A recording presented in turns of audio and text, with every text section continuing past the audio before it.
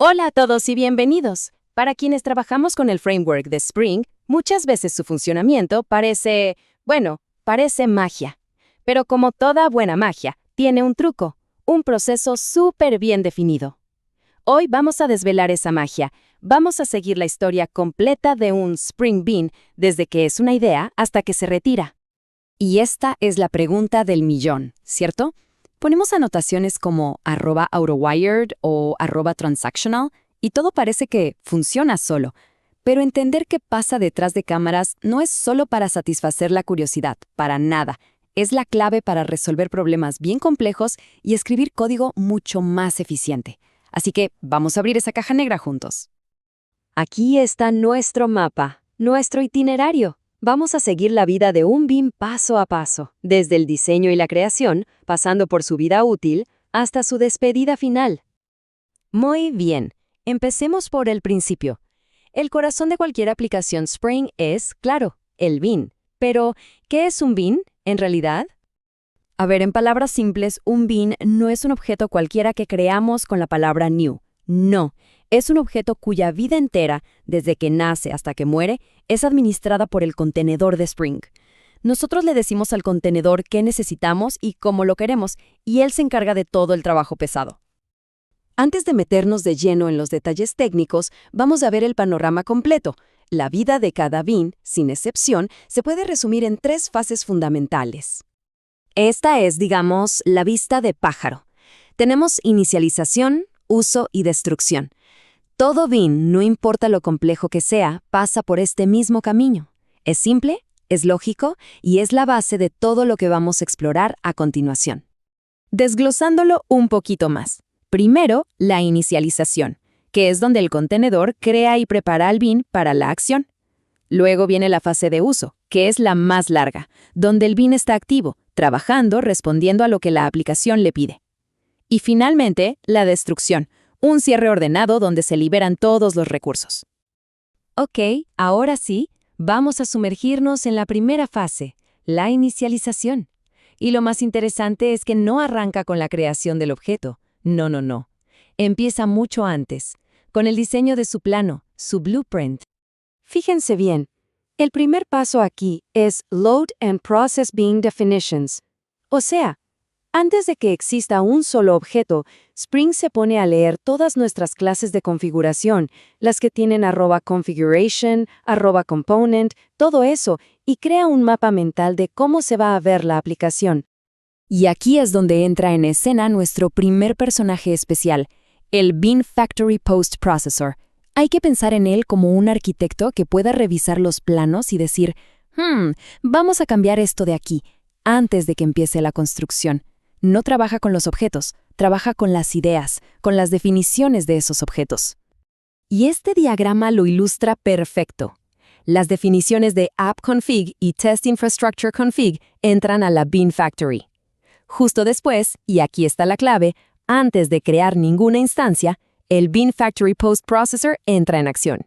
Podría, por ejemplo, cambiar una propiedad de una definición o incluso registrar un Bean completamente nuevo sobre la marcha. Bueno, una vez que los planos están finalizados y aprobados, ahora sí empieza la línea de ensamblaje. Vamos a crear la instancia del Bean. Este proceso es una secuencia muy ordenada. Primero, se crea el objeto, se le llama el constructor. Luego, Spring le inyecta todas sus dependencias. Después, entra en juego nuestro segundo personaje especial, el Bean Post Processor, que tiene chance de actuar antes y después de los métodos de inicialización como @postConstruct. Solo cuando toda esta secuencia termina, el Bean se considera listo para usar. Entonces, el Bean Post Processor es como el inspector de calidad en la línea de ensamblaje. Ya no trabaja con planos, trabaja con el objeto real recién salido del horno. Puede hacerle ajustes finales o, y esto es crucial, envolverlo en una capa extra para darle superpoderes. Ya veremos a qué me refiero con eso. A ver, pausa aquí.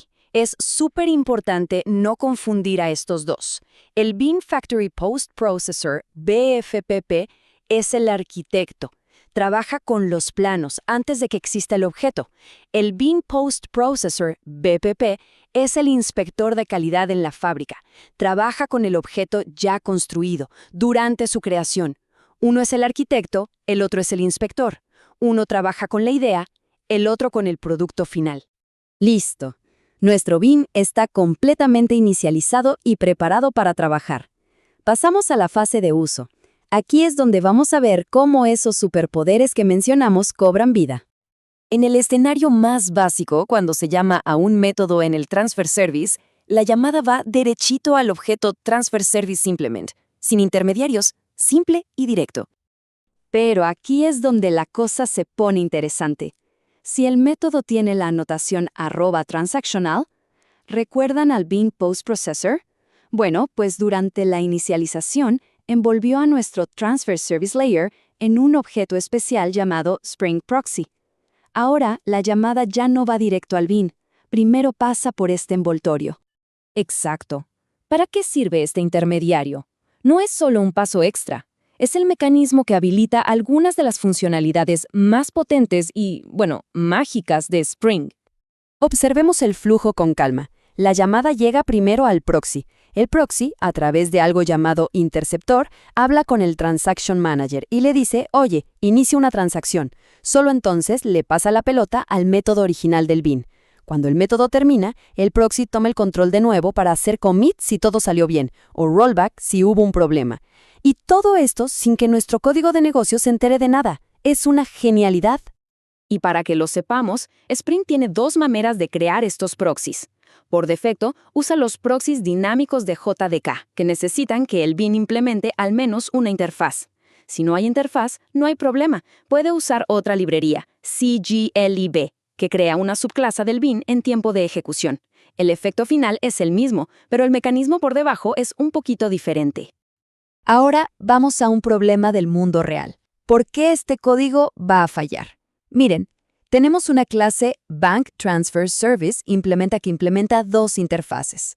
Pero en la configuración del @bin se declara que el método devuelve solo una de ellas, Transfer Service. Entonces, cuando otro bin intente inyectar un Bank Service, Spring va a decir, no lo encuentro, porque la definición del bin le ocultó esa información. La solución más limpia, la que se recomienda casi siempre, es simplemente cambiar el tipo de retorno del método @bin a la clase concreta, Bank Transfer Service Implement. De esa forma, Spring puede inspeccionar la clase completa y ver todas las interfaces que implementa. Y listo, la inyección funcionará de maravilla. Después de una vida útil y productiva, a todo bien le llega su fin. Vamos a ver rápidamente la fase final, la destrucción. Esto es un CRL elegante. Cuando el contexto de Spring se apaga, no es que simplemente abandone los bins a su suerte.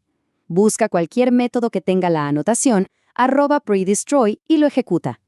Esto es súper importante para cerrar conexiones a bases de datos, detener hilos o liberar cualquier otro recurso que el bin estuviera usando.